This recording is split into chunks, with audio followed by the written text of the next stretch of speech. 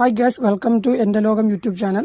അപ്പോൾ നമ്മളിന്ന് നമ്മുടെ പിഗ്മി സൺഡ്യൂവിനെ കുറിച്ചാണ് പറയുന്നത്. അപ്പോൾ നമ്മൾ ഇതിനെക്കുറിച്ച് കാണുവാനായിട്ട് നിങ്ങൾ നമ്മുടെ ചാനൽ സബ്സ്ക്രൈബ് ചെയ്യുക, വീഡിയോ ഒന്ന് ലൈക്ക് ചെയ്യുക. അപ്പോൾ ഇതേമാതിരി വെറൈറ്റി കണ്ടന്റുകൾ നിങ്ങൾക്ക് വിടുമ്പോൾ തന്നെ കാണാൻ പറ്റുന്നതായിരിക്കും. ഗൈസ്, നിങ്ങൾ ഈ കാണുന്നത് പിഗ്മി സൺഡ്യൂ ആണ്. അതായത് ഓസ്ട്രേലിയൻ സൺഡ്യൂ എന്ന് പറയുന്നത്. ഇത് വളരെ ചെറിയൊരു വെറൈറ്റി സൺഡ്യൂ ആണ്. അതായത് പിഗ്മി സൺഡ്യൂവിൻ്റെ മാക്സിമം വലിപ്പം ഞാൻ കാണിച്ചു തരാം. ഇത് ഇത്രയുമാണ് അതിന് മാക്സിമം വലിപ്പം വെക്കുകയുള്ളൂ. ഒരു ഇഞ്ചിൻ്റെ വലിപ്പം അതിന് വെക്കുള്ളൂ. അല്ലാത്ത സൺഡ്യൂ ആണ്. അതിൻ്റെ വലിപ്പം കാണുമ്പോൾ നമുക്ക് മനസ്സിലാവും ഇത് ടോക്കൻസസ് ആണ്. അതിൻ്റെ വലിപ്പം കണ്ടല്ലോ.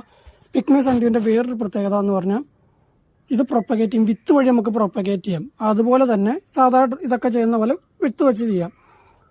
ഇതിന് വേറൊരു പ്രൊപ്പഗേഷൻ മെത്തേഡും കൂടെ ഉണ്ട്. അത് ഞാൻ കാണിച്ചു തരാം.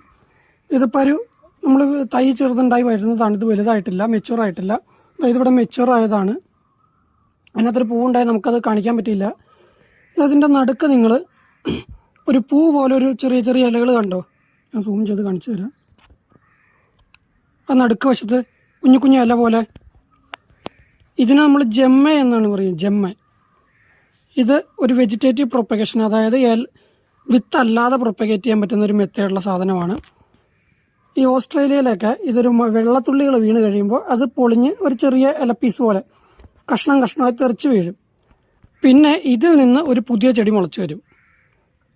ഇതിൻ്റെ വിത്ത് അല്ലാതെ പ്രൊപ്പഗേറ്റ് ചെയ്യുന്ന ഒരു രീതിയാണ് ഈ ജെമ്മ വെച്ച്. ഈ ജെമ്മ നമുക്ക് തട്ടിക്കഴിഞ്ഞാൽ അടന്നു പോരും. അത് നമ്മൾ നനഞ്ഞ് സ്പാഗ്നമോസോ കോക്കോപിറ്റിലോ ജസ്റ്റ് വെച്ച് കഴിഞ്ഞാൽ അത് മുളച്ചൊരു പുതിയ തയ്യാവും.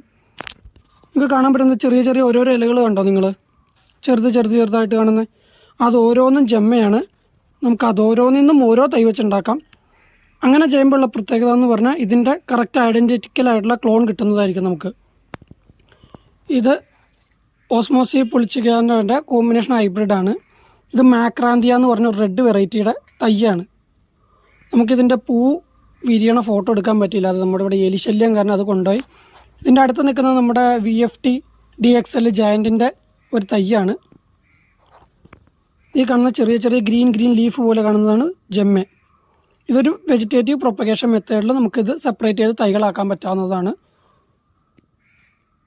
ഇത് തണുപ്പ് സീസൺ ആകുമ്പോഴാണ് ഇത് ജെമ്മ പ്രൊഡ്യൂസ് ചെയ്യുന്നത്. ഈ ജെമ്മ നമുക്ക് വേണമെങ്കിൽ സ്റ്റോർ ചെയ്ത് വെച്ച് അല്ലെങ്കിൽ പിന്നത്തേക്കോ നടാം, അല്ലെങ്കിൽ ഇപ്പോൾ തന്നെ നട്ട് നമുക്ക് കൂടുതൽ തൈകളാക്കാം. നമ്മളിതൊരു 3 മാസം മുമ്പ് സെപ്പറേറ്റ് ചെയ്ത് വേറൊരു വെറൈറ്റിയുടെ തൈകളാണ് ഈ കാണുന്നത് ജെമ്മ. ഇതിലിപ്പോൾ ജെമ്മ മുളച്ച് കിടക്കുന്നൊന്നുമില്ല.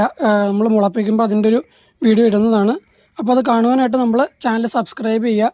ഇത് വെച്ച് നമ്മൾ ഇതേമാതിരി വെറൈറ്റി വീഡിയോകൾ ഇടുമ്പോൾ നിങ്ങൾക്ക് കാണാം. Okay, thank you.